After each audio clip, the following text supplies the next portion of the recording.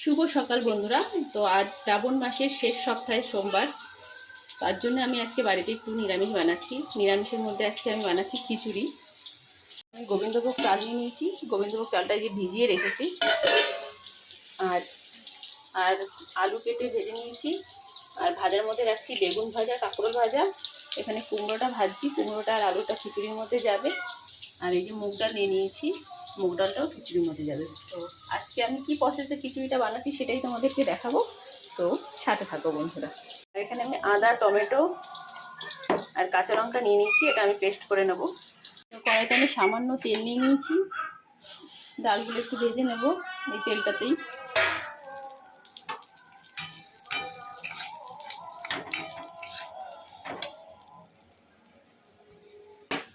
তো ভেজে রাখা ডালগুলো আমি এই চালের মধ্যে দিয়ে দিলাম।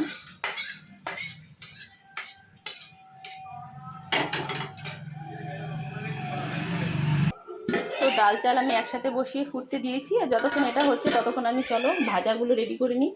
ভাজার মধ্যে রেখেছি বেগুন ভাজা আর কাঁকরোল ভাজা। তো চলো ভাজাগুলো রেডি করে নিই।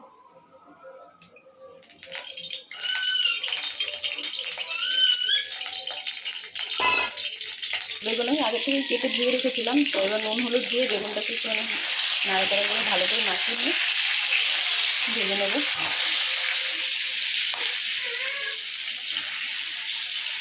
একটু ঢেকে দেবো, তাহলে তাড়াতাড়ি হবে।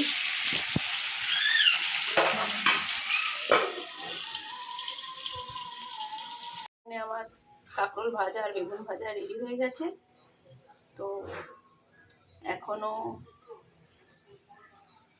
এটা ফোটেনি, একটু ফুটতে দেবো। ততক্ষণ আমরা একটুখানি পাখার হাওয়া খেয়ে আসি, প্রচণ্ড গরম তাই না। বন্ধুরা খুব সুন্দরভাবে ফুটতে শুরু করেছে। তো এবার আমরা ভেজে রাখা যেই সবজিগুলো সেগুলো এর মধ্যে দিয়ে দেবো। ভেজে রাখা সবজিগুলো দিয়ে দিচ্ছি।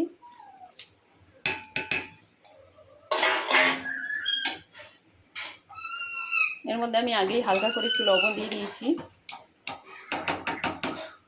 তো এবারে গ্যাসটাকে লো ফ্লেমে করে এটাকে ঢেকে দেবো।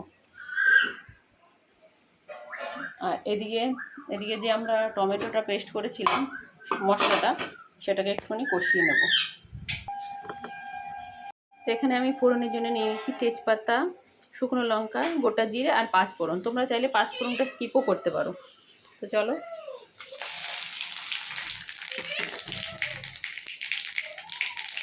বেটে রাখা মশলাটা দিয়ে দেবো।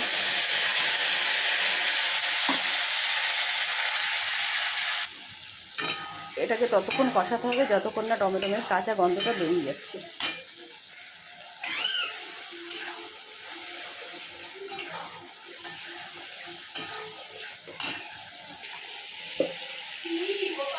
এর মধ্যে দিয়ে দেবো লবণ, আর দিয়ে দেবো আমি একটা বাটিতে জল দিয়ে গুলে হলুদ আর কাশ্মীরি লঙ্কার গুঁড়ো রেখেছিলাম একটু কালারের জন্য।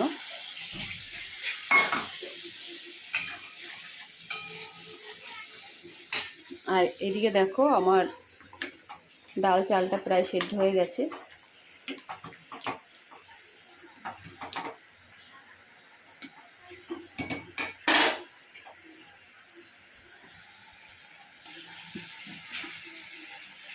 দিয়ে দেবো সামান্য পরিমাণে চিনি।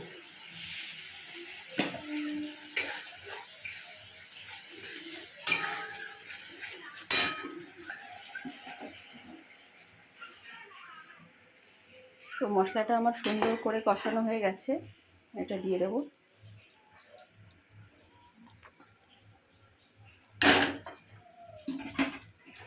একটু ভালোভাবে নাড়িয়ে দেবো।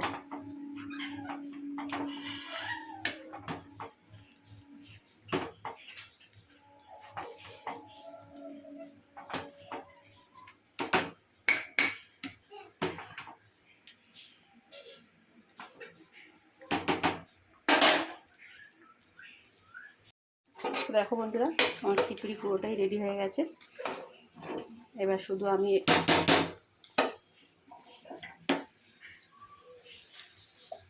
এর উপর দিয়ে একটু জিরে গুঁড়ো